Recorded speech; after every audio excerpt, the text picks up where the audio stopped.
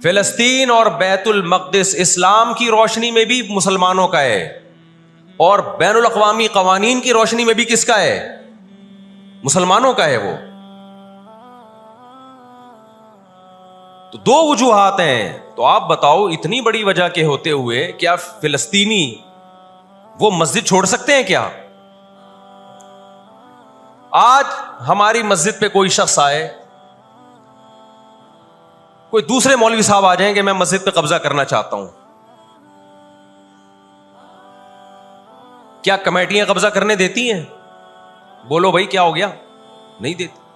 حالانکہ وہ بھی مولانا صاحب ہی ہیں, لیکن پھر بھی کوئی قبضہ کر لے انسان برداشت کر لیتا ہے. چلو جی ایک مولانا کو نکالا تو دوسرا بھی کون آیا ہے؟ کوئی مسلمان ہی آیا ہے نا. لیکن ایک مسجد ہے, کوئی ہندو آ کے کہتا ہے کہ یہ مسجد میرے حوالے کر دو, جبکہ اس مسجد کے کاغذات بھی آپ کے پاس ہیں, مسجد آپ کے لیے رجسٹرڈ ہے اور ایز اے مسجد رجسٹرڈ ہے, تو کیا آپ کسی غیر مسلم کے حوالے کر دو گے مسجد؟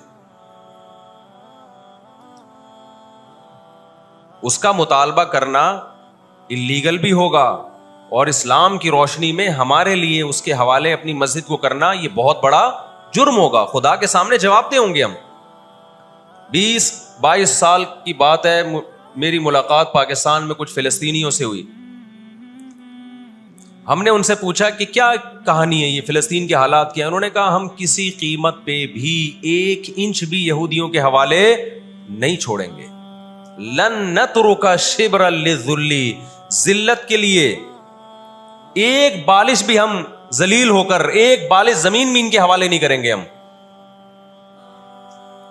تو وہ تو کٹنے کے لیے تیار بیٹھا ہے بھائی, وہ تو کٹنے کے لیے تیار بیٹھا ہے. کسی نے بڑی پیاری بات کہی ہے, لوگ کہتے ہیں نا کہ ہم سب فلسطین جو ہے وہ یہودیوں کے کنٹرول میں ہے. بعض لوگ سادہ ہوتے ہیں, بات بڑی گہری کہہ جاتے ہیں. اس نے کہا بات یہ ہے کہ صرف آزاد دنیا میں فلسطین ہی ہے, باقی چاہے وہ مسلم کنٹریز ہوں یا غیر مسلم, سب کس کے کنٹرول میں ہے؟ بولتے کیوں نہیں؟ یہودی کے کنٹرول میں. آزاد تو صرف فلسطینی ہی ہے, وہ کنٹرول میں نہیں آیا بھی. اگر وہ کنٹرول میں آیا ہوتا تو یہ جنگ نہ ہو رہی ہوتی ابھی. کنٹرول میں تو ہم اور آپ ہیں میرے بھائی, اور آپ ان کے کنٹرول میں. 1 ارب سے زیادہ مسلمان ہیں, 1 ارب سے زیادہ, اور یہودی کتنا ہے؟ 1 کروڑ بھی میرا خیال ہے نہیں ہوگا. لیکن یہ 1 ارب سے زیادہ مسلمان کس کے کنٹرول میں ہیں؟ اور میں آپ کی اطلاع کے لیے عرض کروں, اس وقت اسرائیل امریکہ کا غلام نہیں ہے, خوب سمجھ لیں. امریکہ کی گچی کس نے پکڑی ہوئی ہے؟ اسرائیل نے پکڑی ہوئی ہے. انڈیا, اسرائیل انڈیا کا غلام نہیں ہے, انڈیا کی گچی پکڑی ہوئی ہے کس نے؟ گچی سمجھتے ہو؟ گچی یہاں سے پکڑ کے نا بندہ ہل نہ سکے. چھوٹا سا ملک ہے, سازشوں کی وجہ سے, طاقت کی وجہ سے نہیں, مکاریوں اور سازشوں کی وجہ سے دنیا کو کنٹرول میں کیا ہوا ہے. سازشیں کسے کہتے ہیں؟ ایک بہت طاقتور آدمی جو آپ کے کنٹرول میں نہ ہو, آپ اس کے کسی راز پہ مطلع ہو جائیں, اسے کسی برائی میں ڈالیں اور خفیہ ویڈیو بنا لیں آپ, اور بولیں جو میں کہہ رہا ہوں کرتا رہے ورنہ یہ ویڈیو لیک کر دوں گا. وہ انتہائی پاورفل آدمی بھی کنٹرول میں کس کے آ جائے گا؟ ایک انتہائی کمزور آدمی کے کنٹرول میں.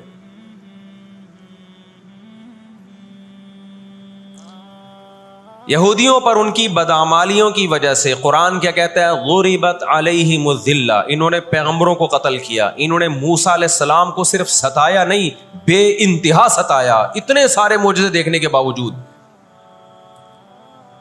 انہوں نے عیسیٰ ابن مریم کو اللہ کا بیٹا کہا, عیسیٰ ابن مریم کو معاذ اللہ ولد الزنا کہا, حالانکہ ان کی اپنی کتابوں میں آج تک عیسیٰ ابن مریم کی گواہی, ان کے نبوت کے علامات موجود ہیں. آپ کو پتہ ہے یہودی مدینہ میں کیوں آباد ہوئے؟ آخری نبی کے انتظار کے لیے, ورنہ مدینہ اور یہودیوں کا آپس میں کوئی لنک بنتا نہیں ہے. یہ لوگ جایا کرتے تھے سفر کر کے، راستے میں مدینہ کا نخلستان تھا. تاریخ کی کتابوں میں لکھا ہے کہ انہوں نے دیکھا کہ آخری نبی محمد صلی اللہ علیہ وسلم جس علاقے میں آئیں گے، نبوت کا اعلان کریں گے، وہ اس تمام علامات اس علاقے میں پائی جاتی ہیں. لیکن نبی صلی اللہ علیہ وسلم کے دنیا میں آنے کے بعد جیسے انہوں نے اپنی کتابوں میں عیسیٰ ابن مریم کا تذکرہ ہونے کے باوجود ان کا انکار کیا حسد اور جیلیسی کی وجہ سے، اسی طرح انہوں نے محمد صلی اللہ علیہ وسلم کی نبوت کا انکار کیا. قرآن کہتا ہے اس کی بیس بھی کیا تھی؟ حسد اور جیلیسی. دیکھو اللہ کا قاعدہ ہے کہ دنیا میں جو حد سے زیادہ آگے نکلنے کی کوشش کرتا ہے نا، اپنی اوقات سے زیادہ، حق علی اللہ الا یرتفع شیء الا وضعہ. نبی صلی اللہ علیہ وسلم نے فرمایا اللہ نے اپنے اوپر یہ بات لازم کر لی ہے کہ جو چیز بھی حد سے آگے نکلے گی اللہ اس کو زمین پہ گرا دے گا. آج بھی آپ نے دیکھا ہوگا نا، بہت سے لوگ ہر وقت میں کرتے کرتے تکبر سے دماغ خراب ہونے لگتا ہے. اللہ کی قدرت حرکت میں آتی اور اللہ ایک ہی دفعہ میں نیچے پٹکتے ہیں اس کو.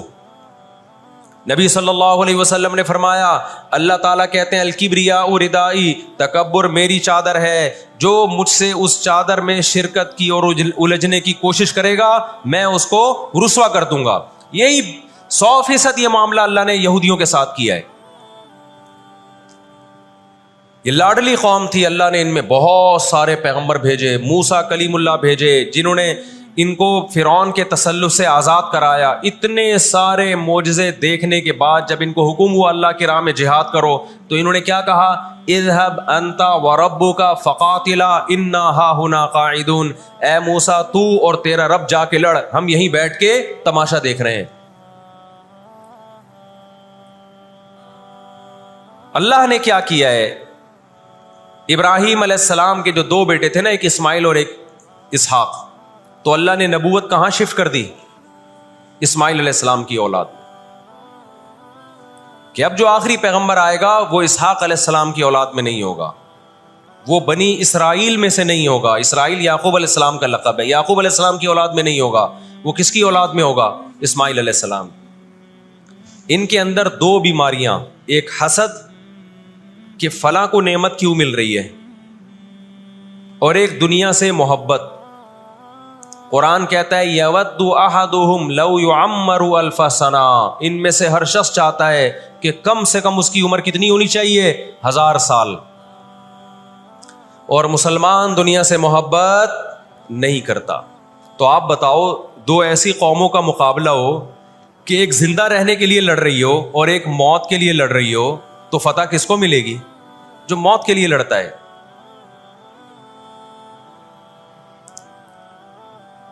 پہلے حضرت عیسیٰ علیہ السلام کا انکار کیا، اللہ نے عیسیٰ علیہ السلام کو ماں کی گود میں زبان دی کہ میں ولد الزنا نہیں ہوں. انہوں نے وہ معجزے اپنی آنکھوں سے دیکھے، مگر کیوں نہیں مانا؟ اس لیے کہ اپنی چودراہٹ جا رہی تھی. جب مذہبی چودراہٹ انسان میں آتی ہے نا، وہ بہت خطرناک ہوتی ہے، کیونکہ مذہب میں عزت بہت ملتی ہے. ہم نے بڑے بڑے علماء سے سنا تبلیغ میں عالم کے لیے 1 سال رکھا ہوا ہے، غیر عالم کے لیے نہیں رکھا ہوا. میں جب اپنے شیخ سے بیعت ہوا تو مجھے انہوں نے بہت سارے معمولات بتا دیے کہ یہ ذکر اتنے لمبے چوڑے. میں حیران تھا کہ وہ فلاں بیعت ہو کر گیا ہے، اس کو تو کم معمولات بتائے، ہم تو مولانا ہیں. تو ہمارے شیخ نے کہا کہ عالم کے بگڑنے کا اندیشہ عامی آدمی کے بگڑنے سے بولو زیادہ ہے. عزت بھی ملتی ہے جب علم ہوتا ہے، شہرت بھی ملتی ہے. عزت، شہرت، دولت، یہ 3 چیزیں انسان کی کھوپڑی کو کیا کرتی ہیں؟ بولو خراب. تبھی تزکیہ نفس جو ہے نا، تزکیہ نفس، جس کے پاس بھی علم ہے، آج یوٹیوب پہ بہت سے اسکالرز ہیں، ادھر ادھر سے علم حاصل کر لیا، کسی بزرگ سے باقاعدہ تعلق قائم کر کے اپنا تزکیہ نہیں کروایا، تو وہی علم ان کا گمراہی کا پھیلانے کا ذریعہ بن جاتا ہے. قرآن کیا کہتا ہے؟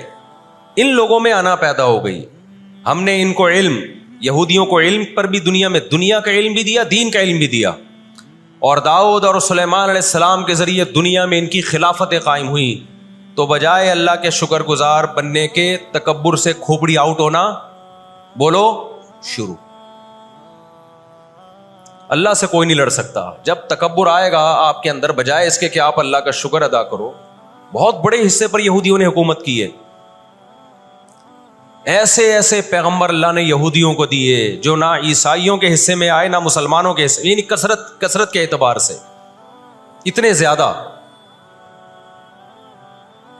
ہمیں اللہ نے سید الانبیاء دیے محمد صلی اللہ علیہ وسلم، ہم پر سب سے زیادہ احسان ہے. لیکن کثرت کو دیکھا جائے تو جتنے کثرت سے پیغمبر یہودیوں کے پاس آئے، اتنی کثرت سے پیغمبر کسی اور قوم کے پاس نہیں آئے.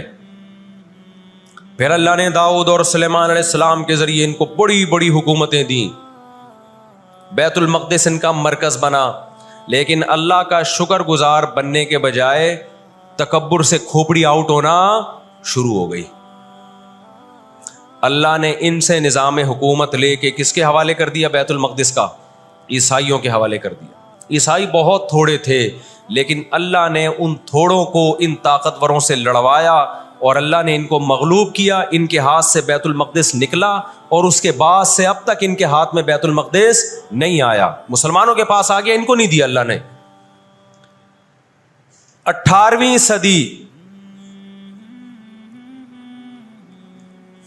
صدی کے شروع میں، 17ویں صدی کے اینڈ میں، سن 1900 کی بات کر رہا ہوں میں، 1901 1902 کی، اس سے بھی کچھ ٹائم پہلے یہ دنیا میں بکھرے ہوئے تھے. دنیا میں کسی کو ان سے دشمنی نہیں، لیکن دنیا میں جہاں بھی گئے کبھی ایسا نہیں ہوا کہ انہوں نے سازشیں ترک نہ کی ہوں.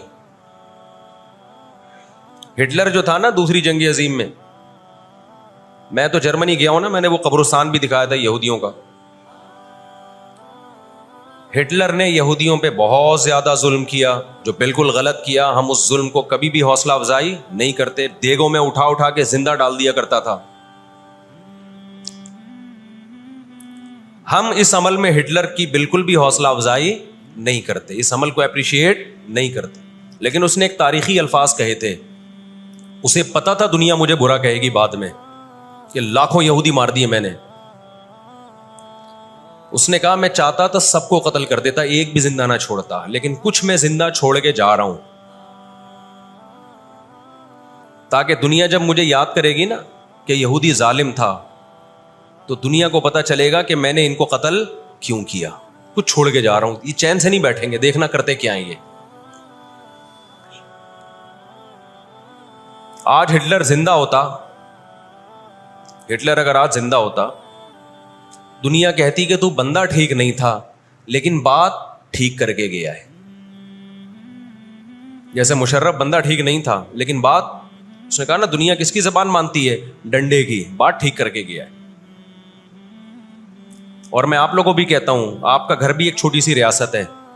گھر میں آپ کا روب ہوگا تو صحیح چلے گا روب. گھر روب نہیں ہے تو بھی دماغ سے نکال دو کہ میں محبت اور امن شانتی کے ساتھ گھر صحیح چلے گا. امن شانتی سے ہی چلتا ہے گھر. روب کا ہونا بھی کیا ہے؟ اس کے بغیر نہیں ہوتا گزارا. سمجھتے ہو کہ نہیں؟ تو اللہ نے آدمی کو آدمی اس لیے بنایا ہے کہ اس کا تھوڑا روب رہے گھر کے اندر. روب ختم تو گھر سے بڑی مصیبت پھر کوئی نہیں ہے. دنیا بھی اسی اصول پہ چلتی ہے. تو 17ویں صدی کے آخر میں ان کو خیال ہوا کہ ہم اتنے سکون سے بیٹھے ہوئے ہیں، اب تک دنیا میں کچھ الٹا پلٹا ہوا کیوں نہیں ہے. ان کو خیال ہوا یہودیوں کو. قرآن نے ان کے بارے میں کیا کہا؟ ضربت علیہم الذلہ، ہم نے ان پر ذلت کو دے مارا ہے. آپ کو پتا ہے کہ یہود کا لفظ اتنی بڑی گالی دنیا کے لیے بن گیا تھا. ایران میں بہت زیادہ یہودی ہیں، پتا ہے آپ کو؟ اسرائیل کے بعد سب سے زیادہ یہودی ایران میں ہیں، لیکن انہوں نے اپنا نام ایران میں یہود نہیں رجسٹرڈ کروایا، کلیمی رجسٹرڈ کروایا ہوا ہے موسیٰ کلیم اللہ کی نسبت سے. کیوں؟ ان کو پتا ہے کہ یہود کا لفظ دنیا میں کیا بن چکا ہے؟ گالی. شرم آئے گی کسی کو بتاتے ہوئے کہ میں یہودی ہوں، اس لیے ایران میں انہوں نے اپنے آپ کو رجسٹرڈ کس نام سے کروایا ہے؟ کلیمی کہتے ہیں ان کو. میں مانتا ہوں سارے یہودی ایسے نہیں ہوتے، میں نے پہلے وضاحت کر دی، ہمیں یہودیوں سے دشمنی نہیں ہے، کیونکہ قرآن جہاں یہودیوں کی برائی بیان کرتا ہے وہاں قرآن یہ بھی کہتا ہے لیسوا سواء، سارے ایک جیسے نہیں ہیں. قرآن اعتدال سے بات کرتا ہے, سارے ایک جیسے نہیں ہیں, لیکن جتنا شر اور فساد اس قوم میں ہے قرآن کہتا ہے کہ اتنا دنیا میں کسی اور قوم میں نہیں ہے. لَتَجِدَنَّ أَشَدَّ النَّاسِ عَدَاوَةً لِلَّذِينَ آمَنُوا الْيَهُودَ, اللہ کہتے ہیں تو مسلمانوں کا سب سے بڑا دشمن, دنیا کی جتنی قومیں ہیں ان میں سب سے بڑا دشمن کس کو پاؤ گے؟ یہود کو پاؤ گے. اس کے بعد مشرکین کو پاؤ گے, اور اسلام کے سب سے زیادہ قریب تم کس کو پاؤ گے؟ نصارہ کو, عیسائیوں کو پاؤ گے.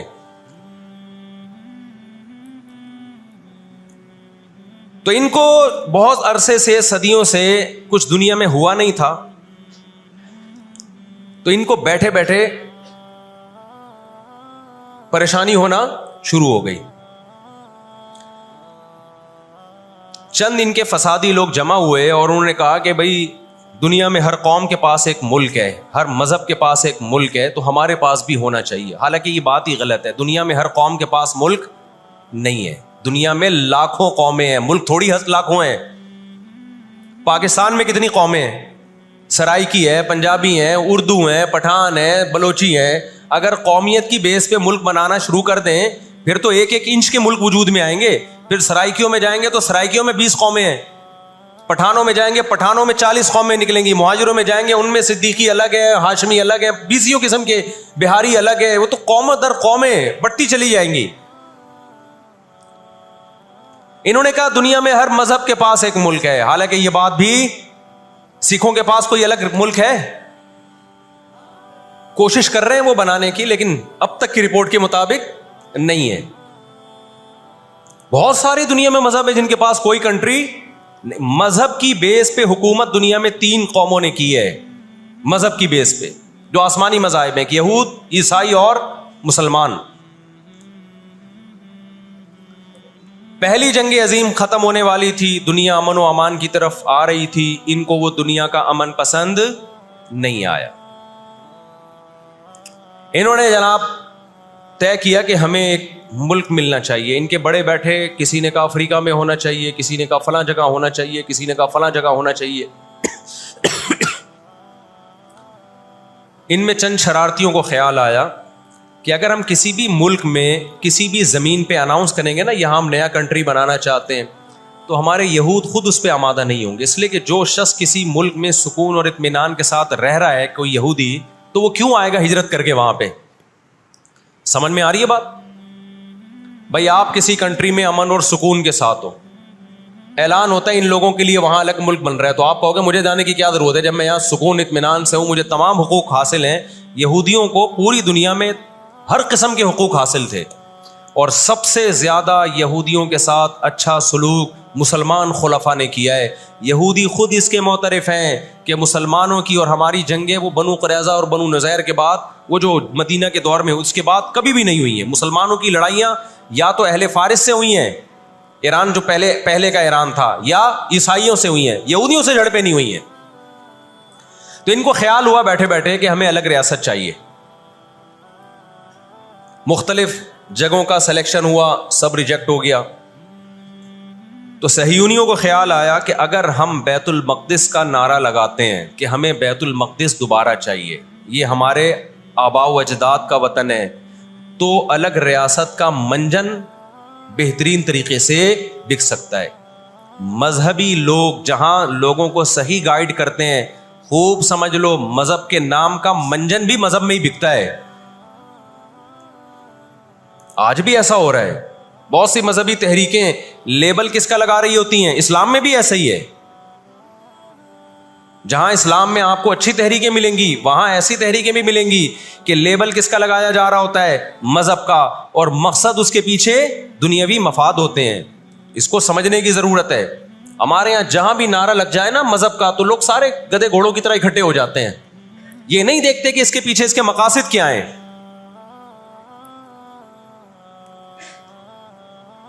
تو نعرہ یہ لگایا گیا, اللہ کرے میں جلدی سے مختصر ہسٹری سمیٹ دوں پھر آپ کے سامنے بات رکھوں.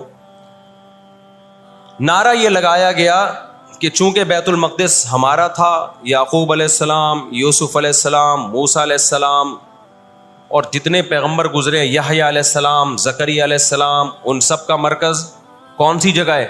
ارض مقدس فلسطین. تو فلسطین کے نام پہ پوری دنیا سے یہودیوں کو فلسطین میں جمع کرنا ہمارے لیے پاسبل ہے. مگر یہودی بکھرے ہوئے تھے, ان کے پاس اتنی طاقت نہیں تھی. 2 سازشیں انہوں نے کی ہیں. نمبر 1, تجارت اپنے کنٹرول میں لو. قرآن کہتا ہے وَأَخْذِهِمُ الرِّبَا وَقَدْ نُهُوا عَنْهُ, اللہ نے ان پر سود لینے پر پابندی لگائی تھی. انہوں نے دنیا کو سود کے نظام میں لپیٹ دیا. پوری دنیا کی دولت مرتکز ہو کے کس کے پاس آنے لگی؟ یہودیوں کے پاس. مذہبی ریاست بنائی جا رہی ہے. اس کی مثال ایسے ہے جیسے ہم مسجد بنا رہے ہیں اور بندوق ہاتھ میں لے کے لوگوں کو ڈکیتیاں کر کے پیسہ لاؤ. جتنا پیسہ بنے گا, جتنا پیسہ اکٹھا ہوگا, ہم اس سے کیا بنائیں گے؟ مسجد بنائیں گے. تو اس سے صاف پتہ چل جائے گا بھائی تیرا مقصد مسجد بنانا نہیں ہے, مسجد کے نام پہ منجن بیچنا ہے. سمجھ میں آ رہی ہے بات کہ نہیں آ رہی؟ لیبل مسجد کا لگ رہا ہے اس کے پیچھے, کیونکہ جو مسجد جو بنانا چاہتا ہے وہ کبھی بھی حرام پیسے سے مسجد نہیں بنائے گا. تورات میں آج تک سود کی حرمت موجود ہے. قرآن نے بیان کیا کہ ان کو ہم نے سود لینے سے منع کیا, لیکن انہوں نے سود لینا شروع کر دیا.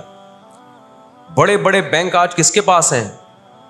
ان کے تانے بانے سارے کس سے جا کے ملتے ہیں؟ یہودیوں سے. بیٹھے بیٹھے پیسہ جمع کرنا شروع کیا. تبھی تو میں کہتا ہوں یہ جو بڑے بڑے جنرل اسٹور بنے ہوئے ہیں نا, مال بنے ہوئے ہیں, جو بینکوں سے سودی قرضہ لے کے کروڑوں روپے پھونک دیتے ہیں, اس کے بجائے نا اپنے ان غریب دکانداروں کے پاس جایا کرو جو اپنے باپ کی کمائی سے, وراثت کے پیسوں سے دکان بنا کے بیٹھے ہوئے ہیں. یہ جو سودی نظام ہے نا, سودی نظام, اس سے دنیا کی دولت مرتکز ہو کے چند ہاتھوں میں جاتی ہے. پھر وہ چند ہاتھ ہی آپ کے باپ بن کے بیٹھتے ہیں دنیا میں.